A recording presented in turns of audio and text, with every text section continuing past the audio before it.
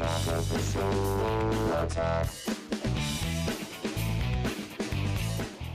next guest, he didn't invent 3D films, but he made them worth watching. Please welcome back to the show the visionary director of Avatar. Ladies and gentlemen, James Cameron is here.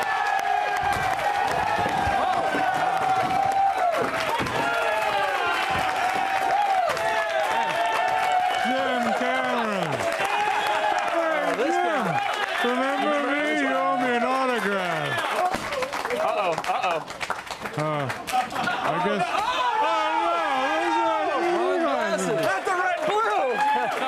That's right. You brought your own. I'm keeping the chair.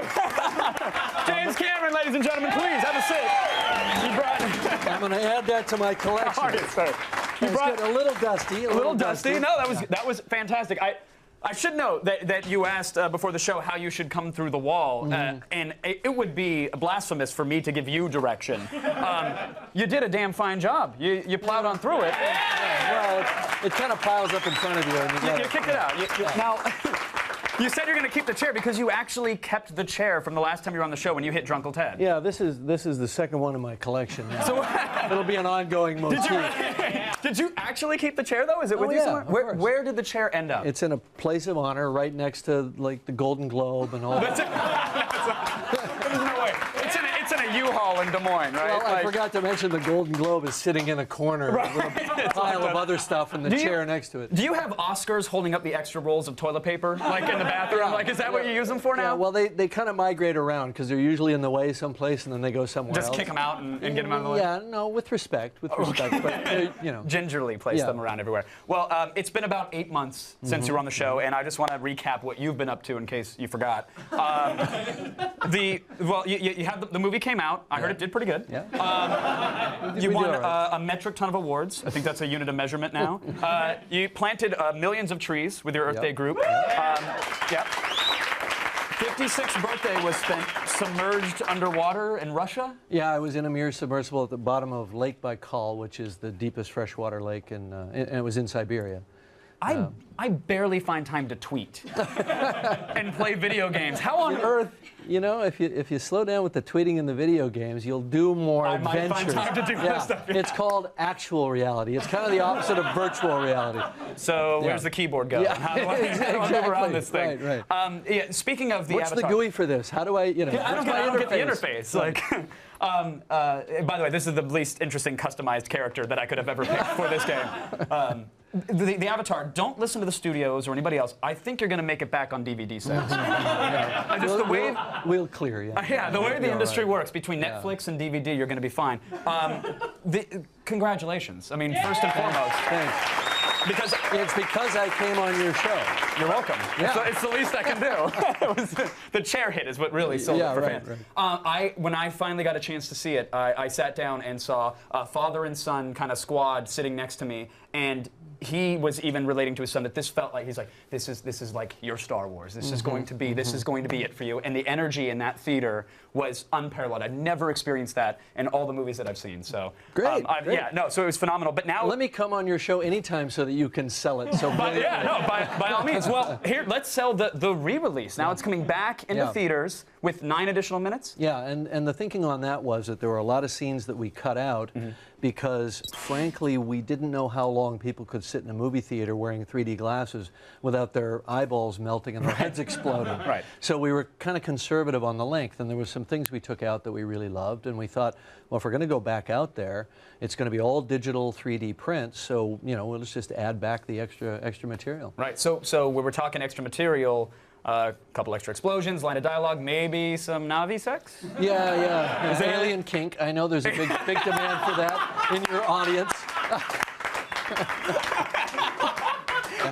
That was the title of my slash fiction that I wrote about Avatar. Was alien kink. We all want to see what the Na'vi do, you know, when the lights go down. So what do they? Well, they glow, which is going to be interesting. Well, just to manage expectation, okay. The real kind of nasty bits are still off camera.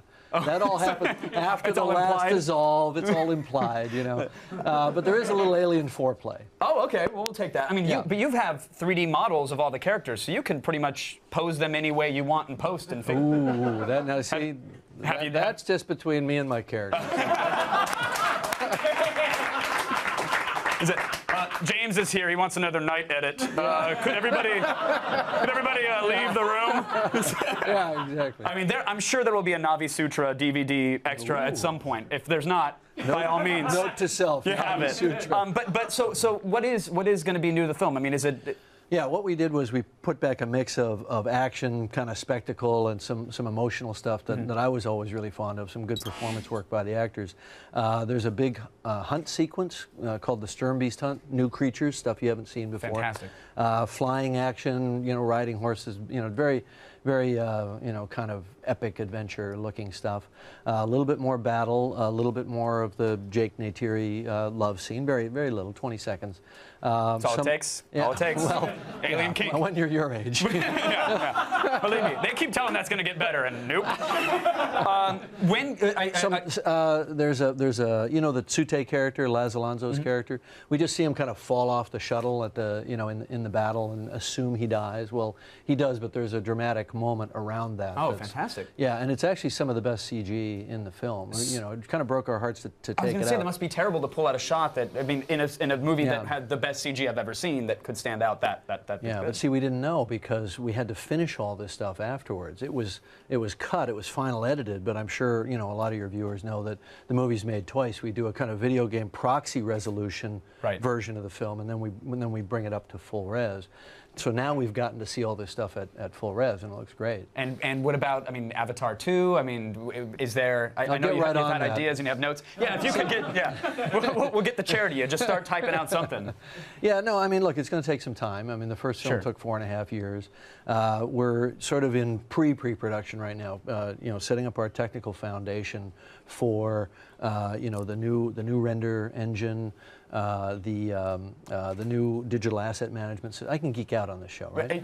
Yeah, I think the new digital asset management system, because like every time you create a blade of grass or a leaf, it becomes a new asset. It's got a number and so on. Every time you change it or reconfigure it, right. So you wind up with literally millions and millions of assets, and you got to keep track of them all. Do you carry them all on like a super secret thumb drive? Yeah, it's just on a little flash memory thing, but it's handcuffed to a guy, right? The golden handcuff with a little USB drive. If you lose that, you're screwed. I mean, and does that, because with some films you can go and tour archives of projects and see all the wardrobe and all this and all that. Most of your assets are going to be digital for something like this. So you're going to. It's interesting you should say that, because we actually have a beautiful display of all of the handcrafted costumes and props and so on. Everything that appeared as a CG model had to be physically created first. Wow. All the Navi weaving and everything was all done. So you've still got all that. We've got all that stuff because it's not intuitively obvious, but to do it right and make it look real, you have to physically make it first, so the CG artist can study it.